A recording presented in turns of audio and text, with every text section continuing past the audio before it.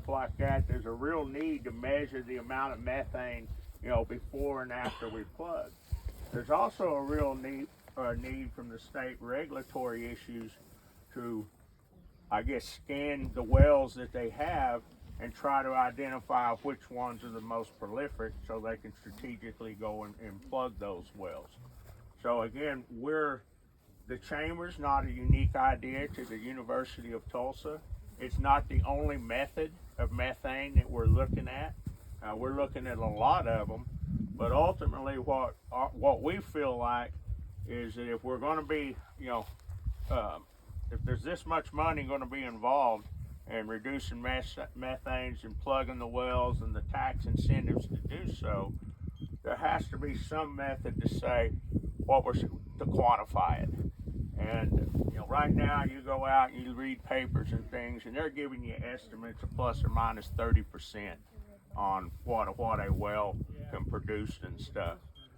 Kind of the challenge of measuring the methane on like an abandoned well is just the small volumes.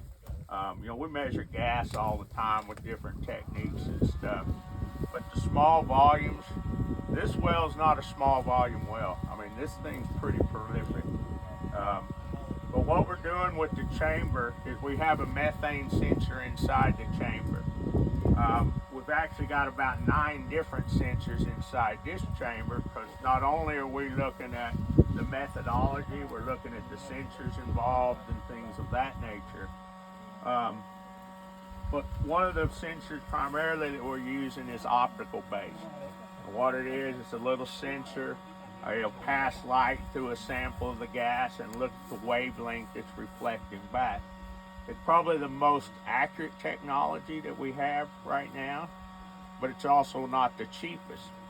So that's the reason we're looking at some of the other sensors and comparing it to that, because ultimately we feel like we're going to be able to really look at an area, you're going to have multiple chambers and stuff like that. So trying to get the cost of per individual chamber. Now you see a big solar panel in the chamber, and I've got my computer here. Ultimately the chamber will be just that container there with the electronics, and then we're pumping that data into the cloud, so all of that can be monitored remotely. But all we're doing, we're setting the chamber on top of the well, capturing the methane that's coming up, and we're looking at the time that it takes. And we've done a lot of testing there at the university. What we're doing anyway right now is we're looking at how long it takes to go from 0.5% to 1.5%. And we look at that time based on the volume of the chamber.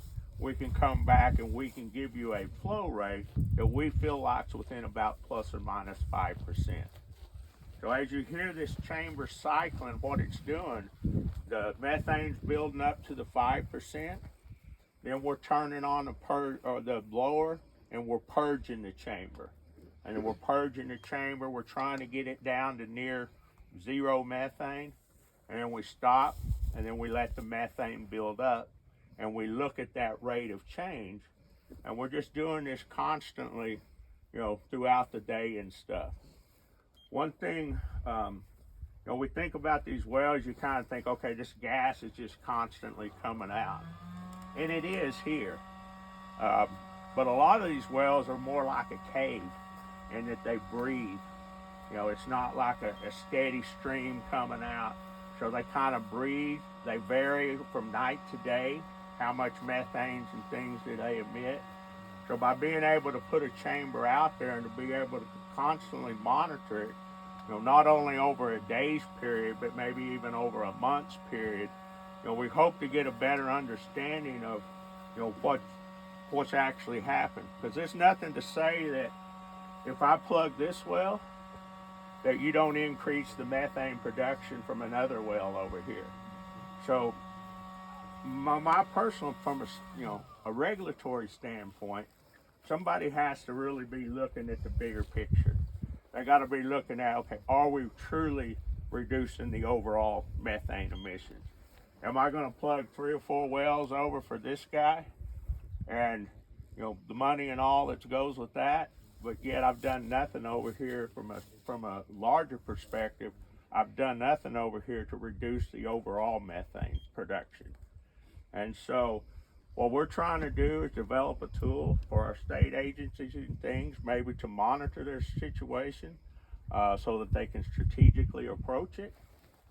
So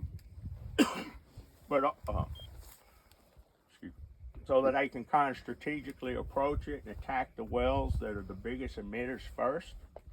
And then just to, again, be better stewards of the deal. What we will look at is TU's role in this is we don't necessarily say the chamber's better than any other method. What we're preaching is if we're going to basically buy and sell, we need to know how accurate that method is.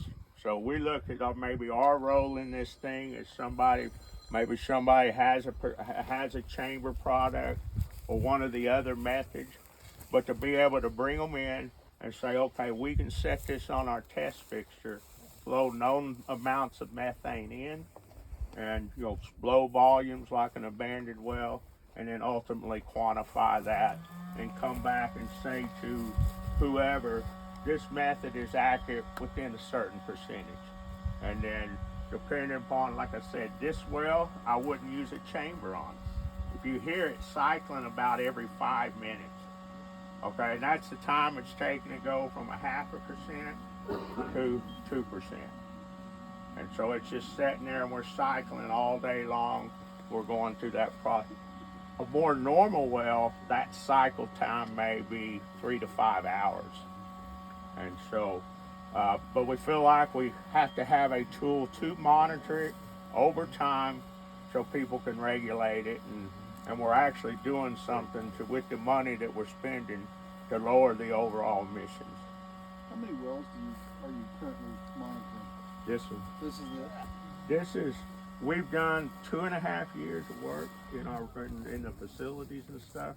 That's been one of the biggest things that challenges is we need to do now is we need wells in the field so that we can compare the test results.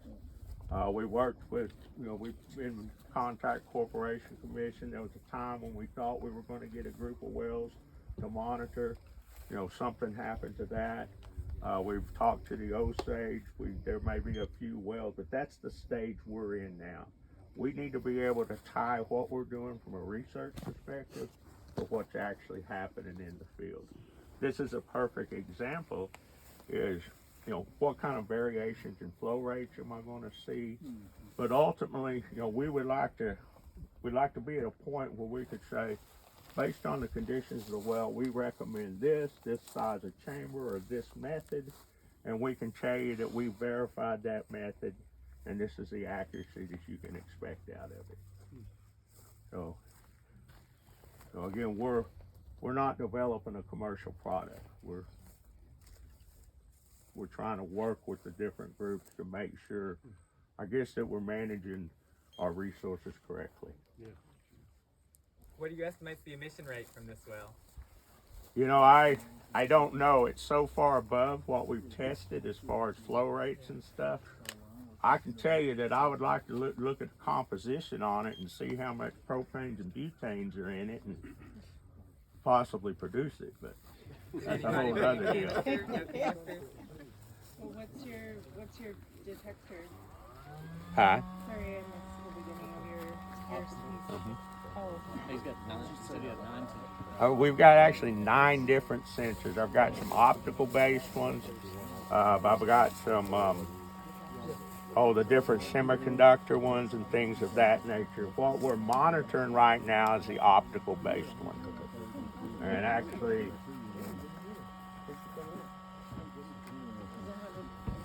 I can tell you exactly which one it is.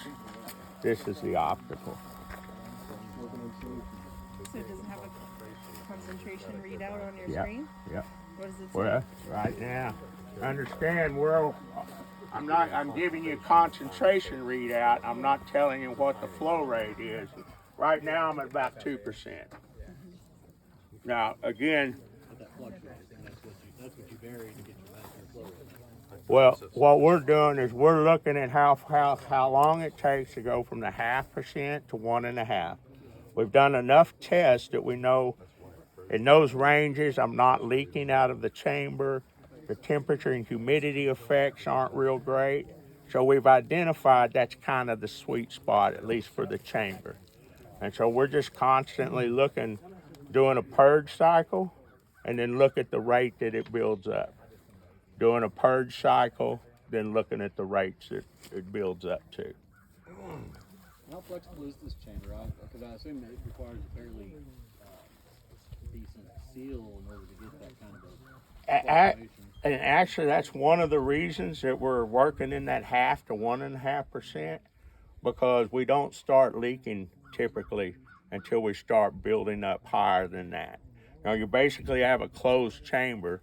There's a point where everything's kind of, well behaved, but then we start leaking, and then we vary from well to well on how well we can seal against it. And in this chamber, especially on this well, we would go with a larger chamber to get longer cycle time, to get better resolution and things. So I guess what I'm saying, it's not just a matter of going out and throwing a chamber or any other device on a well and think you're going to get good measurement out of it. There's got to be some work and stuff behind that. And it's just like custody transfer of oil and gas. We're going to be changing money hands in this. At some point, there has to be regulations and standards that everybody's going off of.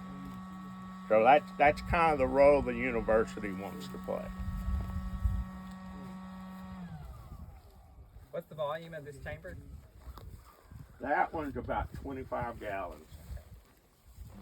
And we've played with smaller chambers, larger chambers. Again, we're in the middle of our research. We're not telling you, we're not coming out and say, hey, this is the answer, this is what you need to do. We just want to be a part of that conversation as these things are developed within the industry.